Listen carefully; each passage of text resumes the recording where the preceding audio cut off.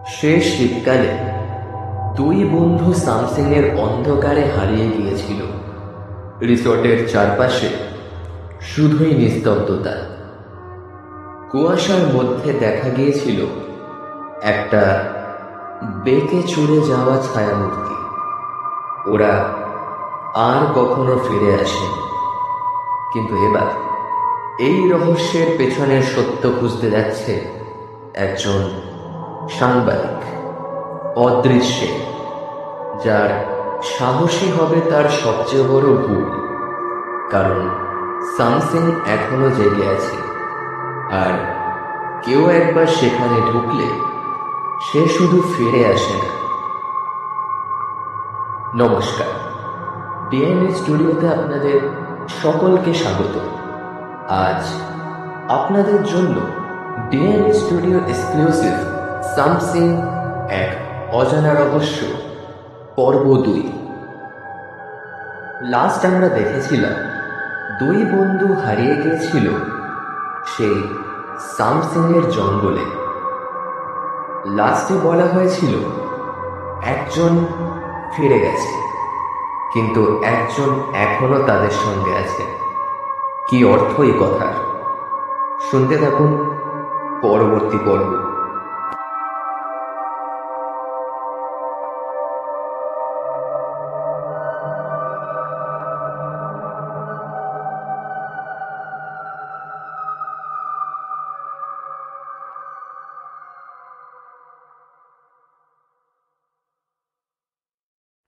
গত 3 দিন ধরে সামসিংয়ের এক রিসর্ট থেকে নিখোঁজ 2 যুবক।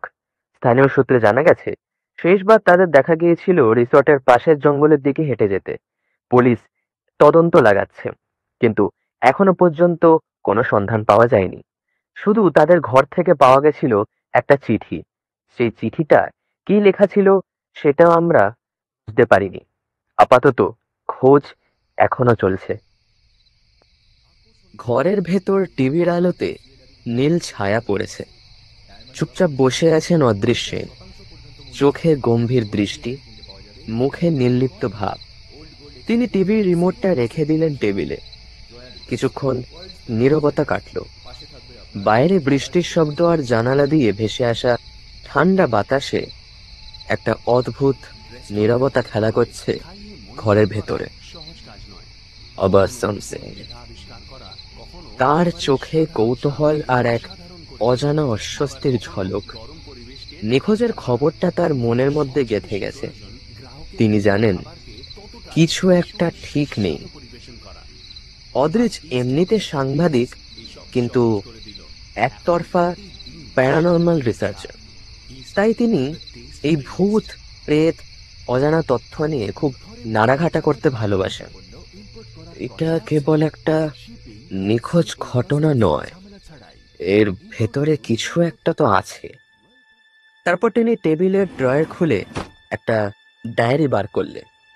সেখানে লিখলেন, 2 men missing in something. What was the letter about? And how they got vanished? And what happened there? দূরে কুয়াশায় ঢাকা পাহাড়, আর তার মধ্যে যেন কেউ এক মুহূর্তের জন্য নড়ে উঠল।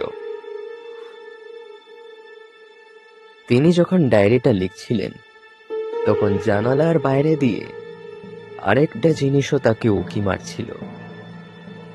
অদৃশ্যেন খেয়াল করেননি, তিনি যদি জানালার দিকে তাকাতেন তাহলে দেখতে পেতেন একটা আবছায়া তার দিকেই তাকিয়ে আছে।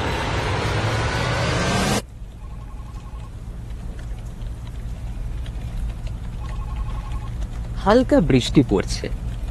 জানালার কাছে বৃষ্টির ফোঁটা ধীরে ধীরে গড়িয়ে পড়ছে। ঘরের ভেতর নিস্তব্ধতা। হঠাৎই একটা শব্দ পেল। টিভিতে বলছে, গত 3 দিন আগে 2 যুবক সামসিং জঙ্গলে নিখোঁজ হয়েছে। স্থানীয়দের মতে ওই জায়গায় রাত নামলেই নাকি অদ্ভুত শব্দ শোনা যায়। অদৃশ্যেনের মুখে তখন কৌতূহল খেলা করছে। ঠোঁটের কোণে সামান্য চিন্তার রেখা ফুটেছে। অদৃশ্যেন এমনিতে ঠান্ডা মাথার আর দৃঢ় চেতনাবাগ মানুষ। রহস্য তাকে ভয় দেখায় না, বরং টানে। টিভি স্ক্রিনে নিখোঁজ দুই মুখ দেখে তার মনে এক অজানা আকর্ষণ জেগে উঠেছে। সামসিং নামটা যেন হালকা কুয়াশার মতোই তার মনে ছড়িয়ে পড়েছে। এডিটর সৌম্য তার চশমা ঠিক করতে করতে বলল, অদৃশ, তুমি তো শুনেছো সামসিং এর ব্যাপারটা। আমরা চাচ্ছি কেউ গিয়ে ওই জায়গায় খোঁজ করুক, ওই জায়গায় গ্রামবাসীদের থেকে খোঁজ খবর নিক। ওই রিসর্টটায় মালিকের কাছে কিছু কথাবার্তা জানা দরকার। কিন্তু তুমি তো জানো ওই জায়গাটা নিরাপদ নয়, বিশেষ করে একা যাওয়া তো কোনোভাবেই নয়। অদ্রিজের চোখ স্থির, কিন্তু ঠোঁটের কোণে এবার চিন্তার বদলে একটা হাসি ফুটেছে তার। সে বলল, আমি যাব। আমি জানতে চাই ওই জায়গাতে সত্যি কি আছে, আর সেই দুজনই বা কোথায় নিখোঁজ হয়েছে। সবাই একে অপরের দিকে তাকায়। অফিস শান্ত হয়ে যায়। শুধু জানলার বাইরে বজ্রপাতের আলোয় মুহূর্তের জন্য অদ্রিজের মুখটা কেমন যেন দৃঢ়, অচঞ্চল আর অদ্ভুত শান্ত দেখালো। দেখো, আমরা কোনো রিস্ক নিতে চাই না। তুমি আমাদের নিউজ চ্যানেলের খুবই দায়িত্ববান মানুষ, আর আমরা চাই না সেখানে গিয়ে তোমার কোনো বিপদ ঘটুক। তুমি যদি চাও আমার তাতে কোনো আপত্তি নেই, কিন্তু তুমি একা যাবে না ওখানে। সে তুমি যাও, কোনো অসুবিধা নেই। আমি যেতে রাজি আছি স্যার, কিন্তু আমার একটা শর্ত আপনাকে মানতে হবে। কি শর্ত? সেটা হচ্ছে গিয়ে যে আমি ওখানে একাই যাব।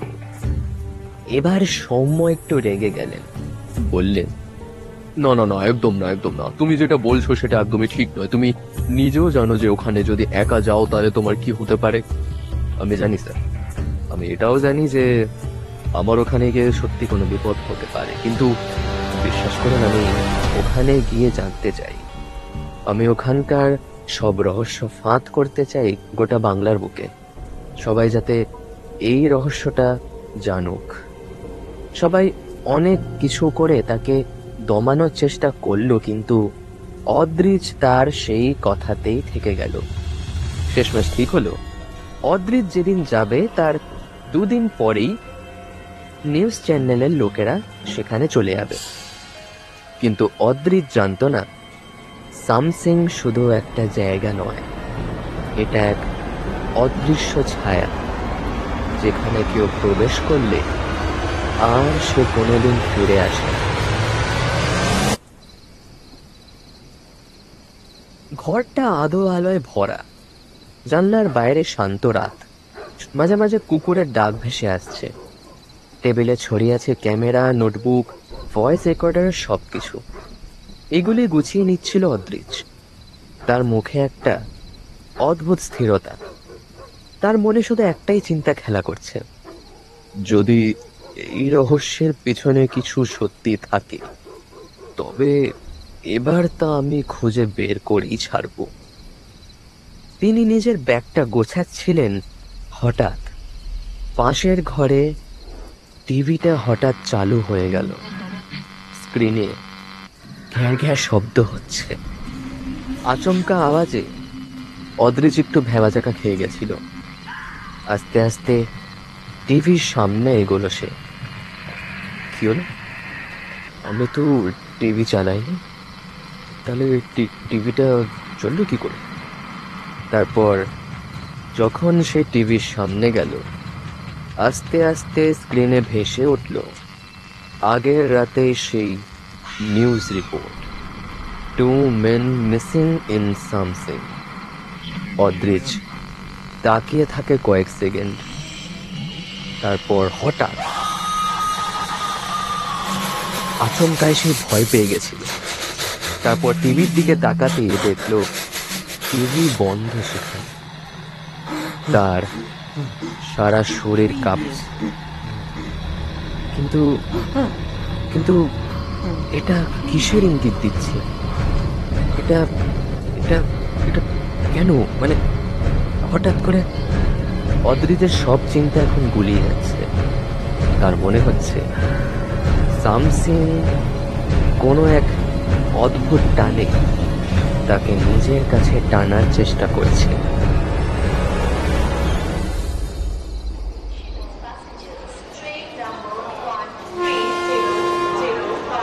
ট্রেনের হুইসেল বাজে, প্ল্যাটফর্ম ভরে গেছে মানুষের কোলাহলে। অদ্রিজ একটা ব্যাগ কাঁধে নিয়ে ধীরে ধীরে নিজের বার্থের দিকে এগিয়ে যায়। সিটে বসে জানালার বাইরে তাকিয়ে থাকে কিছুক্ষণ। তারপর ট্রেন ছাড়ল, চাকা ঘুরছে, জানলার বাইরে দ্রুত পালাচ্ছে শহর, আর ধীরে ধীরে শুরু হচ্ছে সামসিং এর দিকে পথ চলা। কিন্তু দূরে কোথাও যেন কেউ তাকিয়ে আছে তার দিকে। হয়তো কেবল কল্পনা, বা হয়তো না। জানলার কাছে প্রতিফলিত হয় অদ্রিজের মুখ, আর তার ঠিক পেছনে হালকা ছায়ার মতো একটা অস্পষ্ট আকৃতি যেন তার দিকেই তাকিয়ে আছে। হাতে একটা পুরনো খবরের কাগজ, সামসিং এ দুজন নিখোঁজ হওয়া লোকের ওপর।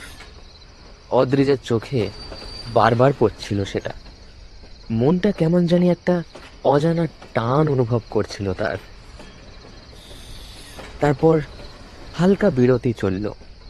হঠাৎ হঠাৎ তার বিপরীত থেকে একটা কণ্ঠ ভেসে আসলো। আচ্ছা দাদা, ওই নিউজটা তো খুব ভাইরাল হয়েছে, তাই না?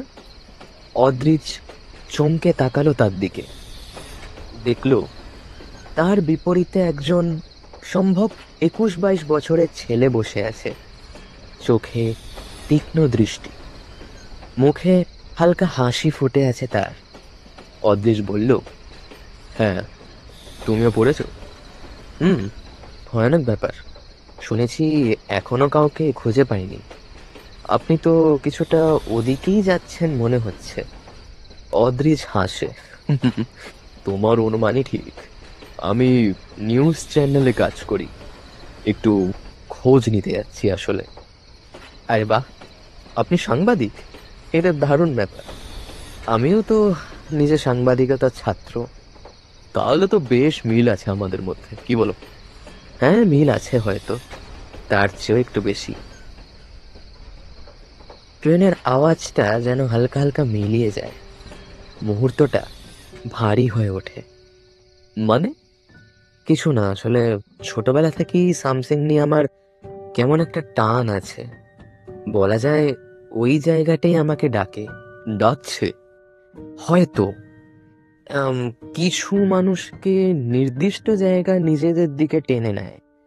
কারণটা তখন বোঝা যায় না, কিন্তু যখন বোঝা যায় তখন অনেক দেরি হয়ে যায়। ওর কথাগুলো শুনে কিছুক্ষণ চুপ করে থাকলেন অদ্রিজ। চোখের সামনে দেখতে পাচ্ছেন হালকা পাহাড়ের আভা, আর ট্রেনের ছন্দটা যেন ফিসফিস করে কিছু বলতে চাইছিল। অনেকক্ষণ কথাবার্তার পর তারা দুজনেই জানতে পারলো যে তারা দুজনেই একই জায়গায় যাচ্ছে। অর্থাৎ অর্ণব আর অদ্রিজ দুজনেই যাচ্ছে সামসিং এর সেই রিসর্টে। অর্ণব হালকা নিচু গলায় একটা লাইন আওড়ায়, হয়তো এবার কেউ ফিরে আসবে না।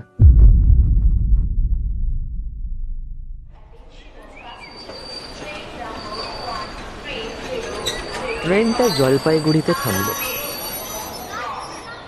স্টেশনের বাইরে একটা পুরনো জিপ আমাদের জন্য অপেক্ষা করছিল। অর্ণব আর অদ্রিজ একসাথে সামসিং এর পথে বেরিয়ে পড়ল। রাস্তা যত এগোচ্ছিল কুয়াশা তত ঘন হচ্ছিল। আকাশটা কেমন যেন নিস্তব্ধ, তবু বুকের ভেতর একটা অজানা শব্দ প্রতিধ্বনি হচ্ছিল। আচ্ছা, তুমি বলছিলে সামসিং নিয়ে তোমার কেমন একটা টান আছে। সত্যি বলো তো, কেন যাচ্ছ ওখানে? আচ্ছা ধরুন যদি বলি আমি ওখানে কারোর সঙ্গে দেখা করতে যাচ্ছি। কারোর সঙ্গে? বন্ধু নাকি কাজের সূত্রে? বন্ধু না, বলুন সম্পর্কটা একটু অন্যরকম। অন্যরকম বলতে? যে সম্পর্ক হয়তো মানুষে গড়ে ওঠে না, কখনো কখনো একটা জায়গার সঙ্গেও সম্পর্ক তৈরি হয়, জানেন? তুমি তো দার্শনিকের মতো কথা বলছো রে। না, দার্শনিক নয়, বরং একটা অভিজ্ঞ মানুষ, যে সামসিংকে অন্যরকম চোখে দেখছে। অন্যরকম মানে? কিছু ঘটেছিল ওখানে? হয়েছিল, কিন্তু সেটা বলার মতো সময় এখনো আসেনি। হঠাৎ গাড়ির টায়ার কাদায় পিছলে যায়। অদ্রিত চমকে ওঠে। রাস্তাটা কাদামাটিতে ভরা তো স্যার, তো সাবধানে ধরবেন। গাড়িটা আবার ধীরে চলতে শুরু করলো। অর্ণবের মুখের দিকে তাকালাম। তার ঠোঁটে হালকা হাসি খেলা করছে, কিন্তু চোখে যেন অন্য কিছু, একটা অতীত গোপন ছায়া। সামসিং এর রাস্তাটা যত এগোচ্ছে, মনে হচ্ছে অদ্রিজ ততটা সাধারণ জায়গায় যাচ্ছে না।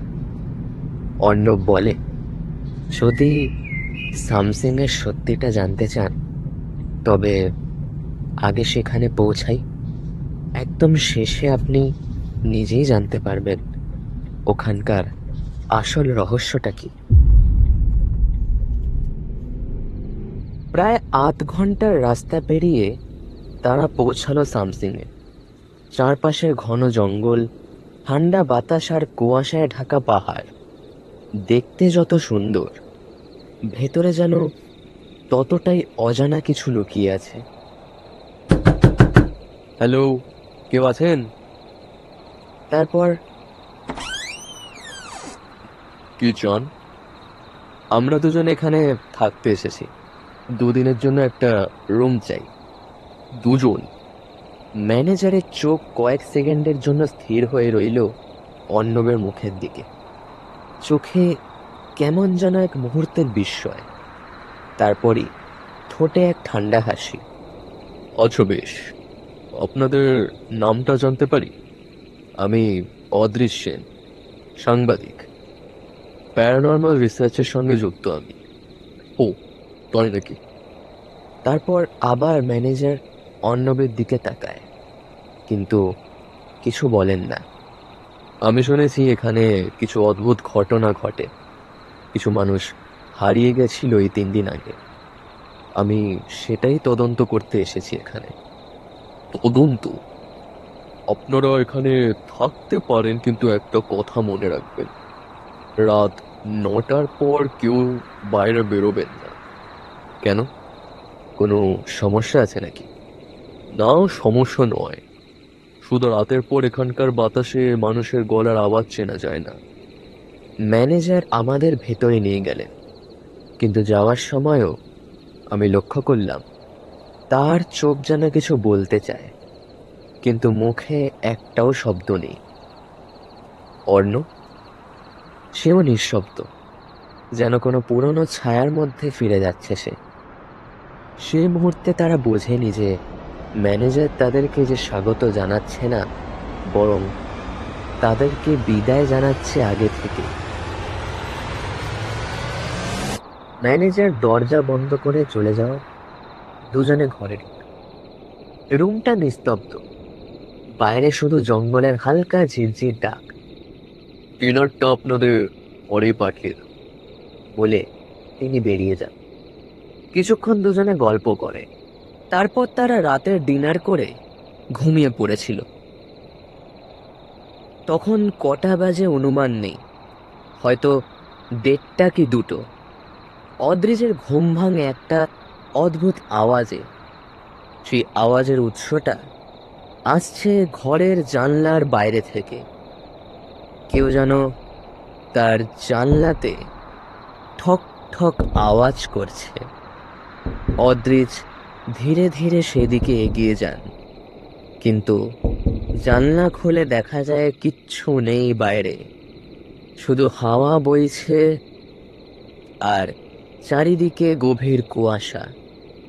তারপর হঠাৎ কারোর পায়ের শব্দ ঠিক তার ঘরের দরজার সামনে এসে দাঁড়ায়। তিনি তার বিছানার পাশে রাখা টেবিলের ওপর থেকে টর্চটা নিয়ে আস্তে আস্তে দরজার দিকে এগিয়ে যান। দরজা খুলেই তিনি দেখেন ঘরের সামনে ফাঁকা, শুধু করিডোরে ধুধু করছে কুয়াশা। করিডোরে কিছুটা বেরিয়েও তিনি কিচ্ছু দেখতে পাননি। হঠাৎ তার পেছন থেকে একটা ফিসফিসের আওয়াজ শুনতে পেয়ে তিনি পেছনে ঘুরে তাকাতেই তিনি হকচকিয়ে পড়ে গেলেন। আর সামনে তাকিয়ে যাকে দেখলেন, এই মুখটা তার কাছে খুবই পরিচিত। এই মুখ তিনি টিভির পর্দায় আগেও দেখেছেন। আরিয়ান। তার চোখের মনি দেখা যাচ্ছে না, সারা শরীর রক্তহীন নীল বর্ণে পরিণত হয়েছে। সেই শরীরে প্রাণ আছে কি নেই তা তিনি জানেন না, কিন্তু ঠায় সে দাঁড়িয়ে আছে অদ্রিজের দিকে মুখ করে। তারপর আচমকাই আরিয়ান দ্রুত বেগে তার দিকে ছুটে আসলো। অদ্রিজ সঙ্গে সঙ্গে তার চোখটা বন্ধ করে দিলেন। তারপর আস্তে আস্তে চোখ খুলে দেখলেন তার সামনে দাঁড়িয়ে আছে অর্ণব। আরে স্যার, আপনি আপনি বাইরে কি করছেন? অদ্রিজ তার হাত ধরে দাঁড়ালো। আমি আমি আরিয়ানকে দেখতে পেয়েছি এক্ষুনি। আরিয়ানকে আমি আমি সচক্ষে দেখেছি, বিশ্বাস করো। আপনি কি সব বলছেন স্যার? আরিয়ান, ঋতব্রত এরা তো কখন মারা গেছেন বল। ওরা কি করে আসবো বলুন তো? অদ্রিজের মাথা আবার গোলাতে শুরু করেছে। তিনি কিছুই বুঝতে পারছেন না তার কি করা উচিত। তিনি আর কথা না বাড়িয়ে চলে গেলেন তার বিছানায়।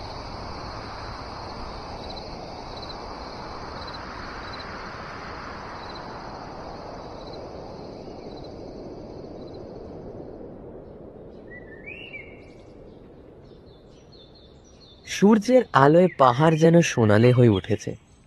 অদ্রিজ বাইরে এসে চা হাতে দাঁড়িয়ে আছেন, কিন্তু মনে ঘুরছে গত রাতে সেই অদ্ভুত দৃশ্য। আজ তার কাজ গ্রামের লোকেদের কাছ থেকে সব রহস্য জানা। এই রহস্যটা আসলে কবে থেকে শুরু সেই সম্বন্ধে খোঁজটা নেওয়া জরুরি। সে গ্রামের প্রত্যেককে এই রহস্যের কথাটা বলে, কিন্তু সবাই এই কথাটা এড়িয়ে যায়, যেন মুখ খুললেই বিপদ আছে। কথাবার্তার একদম শেষে এক বৃদ্ধ এগিয়ে আসলো তার কাছে। বাবু, এই জায়গায় আগে একটা বাংলো ছিল। ওখানে এক লোক থাকতো। বলতো নাকি সে জাদুমন্ত্র জানতো। রোজ রাতে তার বাড়ি থেকে একটা অদ্ভুত আওয়াজ আসতো। যেই তার বাড়ির রাস্তায় পার হতো, সেই শুনতে পেত তার বাড়ি থেকে কিছু অদ্ভুত আওয়াজের শব্দ। কিন্তু যারাই সেই বাড়ির সামনে থেকে পার হতো, তাদের কেউ আর কোনোদিন ফিরে আসতো না। শেষ রাতে গ্রামের কিছু লোকেরা শুনতে পেয়েছিল দুই ধরনের চিৎকার, একটা আর্ত চিৎকার আর একটা দানবের চিৎকার।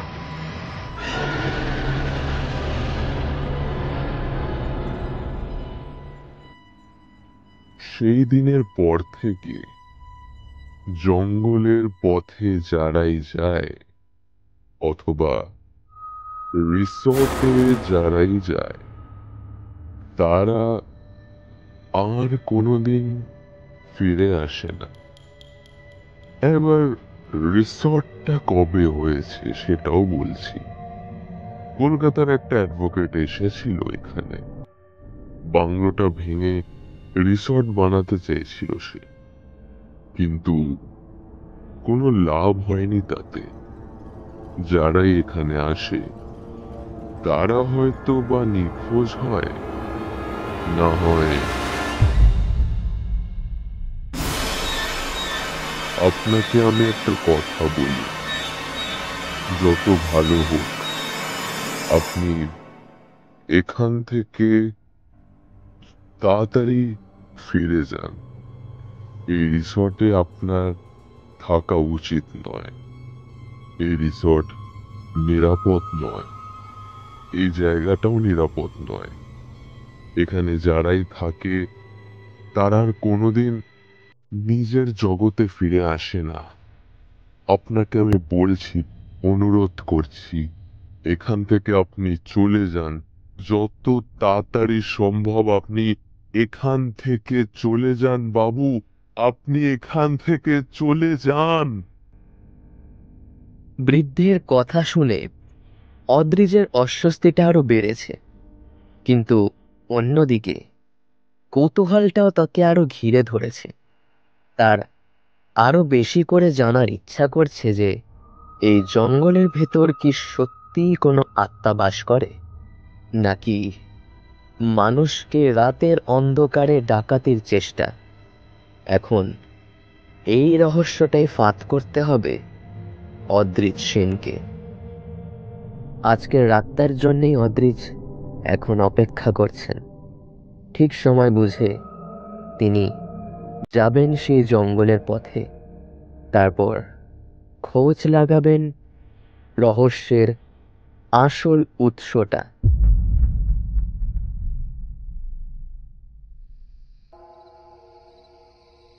রিসর্টের ঘড়িতে তখন রাত 1:30 বাজে। চাঁদের আলো জঙ্গলের গাছের পাতায় হালকা রূপালি ছায়া ফেলছে। অদ্রিজ কাঁধে ব্যাগ তুলে দরজার দিকে এগিয়ে যায়। ঠিক তখনই পেছন থেকে অর্ণব বলে উঠল, আপনি কোথায় যাচ্ছেন?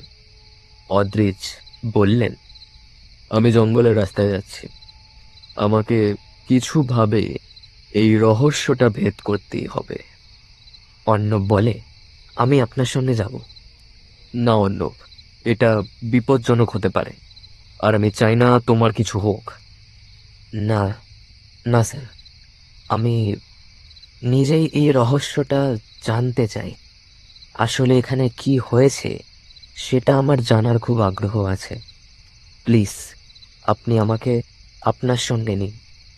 অদ্রিজ কিছুক্ষণ চুপ করে থাকে, তারপর ধীরে ধীরে মাথা নাড়ে। চলো। হালকা কুয়াশা নামছে, পায়ের নিচে শুকনো পাতার খসখস শব্দ, চারপাশে গভীর নীরবতা। হঠাৎ জঙ্গলের মধ্যে দিয়ে অনেকগুলো মানুষের আর্তচিৎকার শোনা গেল, যেন কেউ বা কারা তাদের থেকে সাহায্য চাইছে। কে কে এই শব্দগুলো করছে? অদ্রিজ টর্চ চালায়। আলো কুয়াশার মধ্যেই হারিয়ে যায়, আর ঠিক তখনই সামনের দিকে ছড়িয়ে পড়ে লাল কুয়াশার একটা চাদর। তার ভেতর থেকে শোনা যায় একটা শীষের আওয়াজ, যেন কেউ নিঃশব্দে তাদের নাম ধরে ডাকছে। অদ্রিজ আর অর্ণব ধীরে ধীরে এগিয়ে যায় সেদিকে। তারপরই তারা দেখতে পায় কুয়াশার ভেতর থেকে ধীরে ধীরে দুটি অবয়ব ফুটে ওঠে, আরিয়ান আর ঋতব্রত। তাদের দুজনেরই ফ্যাকাশে মুখ, নিথর চোখ। দেখে বোঝা যাচ্ছে হয়তো মারা গেছে, নয়তো এখনো বেঁচে আছে। অদ্রিজের টর্চের আলো টিম টিম করতে করতে একসময় নিভে যায়, আর হঠাৎ তারা শুনতে পায় একটা কান ফাটানো চিৎকার।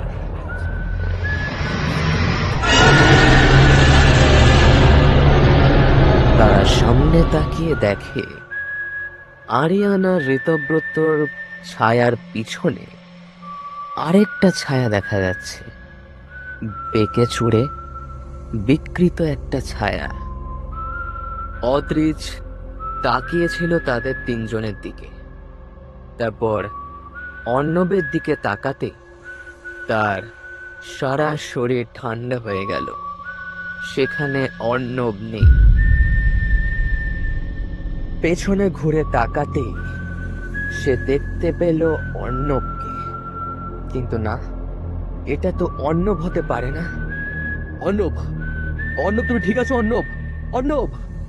তার কোনো কথা কানে আসছে না তার। সে ঠায় দাঁড়িয়ে আছে মরা পুতুলের মতো। তারপর পেছন থেকে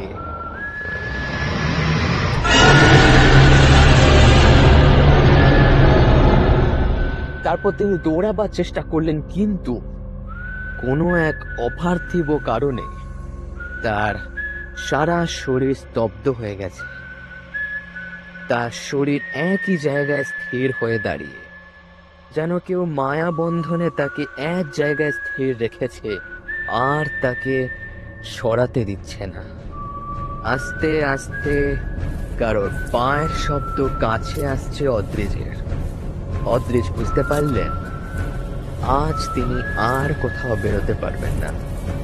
তার জঙ্গলের পথে আসা যে কত বড় বিপদ হয়েছে তা তিনি এইবার বুঝতে পারলেন।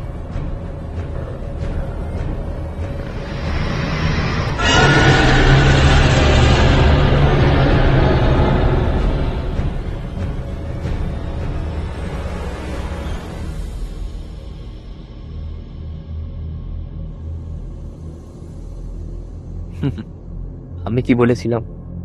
সাসপেন্সকে সবসময় লুকিয়ে রাখতে হয়, সবার সামনে তুলে ধরতে নেই। এমনভাবেই সামসিং এর এই রহস্যটা এখানেই সমাপ্ত হলো। কিন্তু গল্পটা এখানেই শেষ, কারণ এই রহস্যের কোনো শেষ নেই। আর এই রহস্য কেউ ভেদ করতে পারবে সেটাও আমার জানা নেই।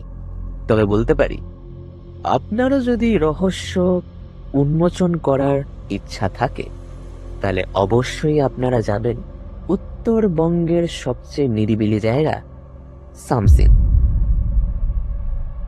আজ গল্প পাঠে এবং অন্যান্য চরিত্রে ছিলাম আমি, সুদীপ। পোস্টার ডিজাইন এবং সাউন্ড মিক্সিং এ টিম ডিএনএ স্টুডিও। পরবর্তী গল্প নিয়ে আমরা আবার ফিরে আসব ডিএনএ স্টুডিওতে। সবাই ভালো থাকবেন। শুভরাত্রি।